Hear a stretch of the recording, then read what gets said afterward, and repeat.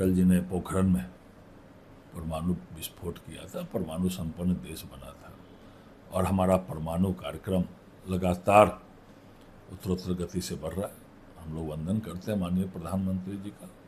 और लगातार हमारे विश्व में चौथी सैन्य शक्ति आज भारत है। भारत की स्वीकारता पूरे विश्व में बढ़ी है। माननीय प्रधानमंत्री जी की स्वीकारता, उनकी विदेश नीति पूरे विश्व में बढ़ी है। आज आपस में युद्ध कर रहे हैं, लेकिन भारत के नाम पर सभी लोग रास्ता देते हैं। आज प्रधानमंत्री जी के नेतृत्व में देश उत्तरोत्तर गति की ओर बढ़ रहा है। हम वंदन करते हैं, अभिनंदन करते हैं विश्व के सबसे लोकप्रिय नेता और देश के प्रधानमंत्री जी का। हाँ, खारिज होना ही था।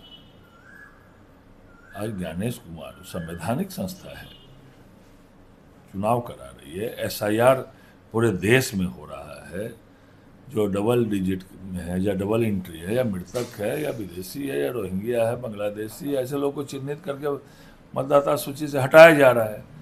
और कांग्रेस और विपक्षी के लोग ऐसे लोगों का मतदाता में उपयोग करके और वोट बैंक की राजनीति करते हैं ये सारे लोग। इसीलिए अभी हाल में इन लोगों ने लोकसभा के माननीय अध्यक्ष जी के प्रति भी अविश्वास लगा, मुंह की खानी पड़ी, उसी तरह गिरा है। ये सही कहा है माननीय प्रधानमंत्री। कल भारतीय जनता पार्टी के 47वें स्थापना समारोह में वर्चुअल रूप से सभी देश को और कार्यकर्ताओं को संबोधित करते हुए उन्होंने कहा है कि UCC और वन नेशन वन इलेक्शन ये आवश्यक है देश के लिए। भारतीय जनता पार्टी के लगातार एजेंडे में भी हमारे दोनों हैं, और भारतीय जनता पार्टी का एजेंडा भारतीय जनता पार्टी की सरकार पूरा करती ही करती है। चाहे वो धारा 370 हो, चाहे हमारा राम मंदिर हो, चाहे और कई मुद्दे हैं, और ये देश के लिए आवश्यक भी है। चाहे UCC हो या वन नेशन वन इलेक्शन हो, पूरा प्रत्येक साल देश में कहीं ना कहीं चुनाव होते हैं, जिसके कारण पैसा की बर्बादी, विकास रुकता है, समय की बर्बादी। तो माननीय प्रधानमंत्री जी ने सही कहा है कि UCC और one nation one election Bharatiya Janata party का एजेंडा है, शुरू से एजेंडा है, और हमने इस पर काम भी किया है। प्रधानमंत्री जी ने के नेतृत्व में जो है काम भी हुआ और काम हो भी रहा है। वोट के लिए, वो भी एक विशेष वर्ग मुसलमानों के वोट के लिए कुछ भी कह सकती है, किसी स्तर तक गिर सकती है।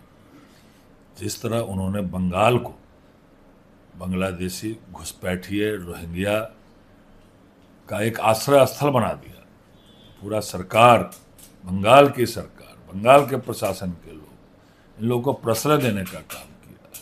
मुझे दिखाई भी पड़ता है जिस तरह न्यायालय के देख रेख में SIR हो रहा था, जिस तरह मालदा में 7 न्यायिक अधिकारियों को घेरा गया, रात में 12-1 बजे किसी तरह उनको निकाला गया। यह दिखाई भी पड़ता है कि उनका एक एजेंडा है, कैसे सांप्रदायिक ध्रुवीकरण बंगाल में हो और कैसे मुसलमानों का वोट मुझे मिले। लेकिन बंगाल की जनता इस बार इनको हटाने का मन बना चुकी है। इनका सुपड़ा साफ इस बार होने वाला है। जब 5 मई को परिणाम आएगा तो वह भारतीय जनता पार्टी की सरकार बनेगी। जैसे जैसे जैसे चुनाव नज़दीक आ रहा है, इनको हार नज़दीक दिखाई पड़ रही है, इसीलिए इनका वक्तव्य, इनका भाषण हो, हार के पहले का जो स्थिति होती है वही इनकी स्थिति। देखिए, कांग्रेस या कांग्रेस पार्टी जो देश में इसकी स्थिति बनी है, रोने वाला कोई नहीं मिलेगा।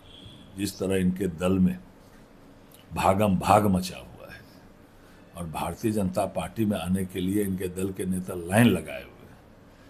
इनके वरिष्ठ नेता का आप अभी उनका भाषण देखिए, बड़े बड़े नेता का, जो भारतीय जनता पार्टी बोलती है वही इनके नेता बोल रहे हैं।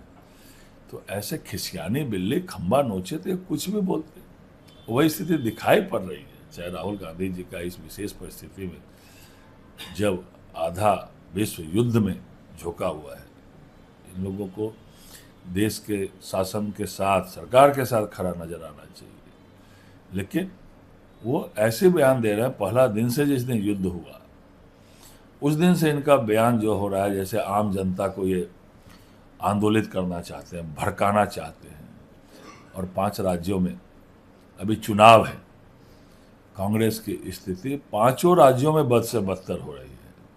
इसीलिए ऐसे ऐसे भाषण देते हैं, लेकिन समाज इसको स्वीकार नहीं करता है ऐसे भाषणों को। आज भारतीय जनता पार्टी को इनके सर्टिफिकेट की ज़रूरत नहीं है, इनका सुपड़ा साफ हो रहा है। इनके पार्टी के लोग, वरिष्ठ लोग लाइन लगाए हुए हैं भारतीय जनता पार्टी में आने के लिए।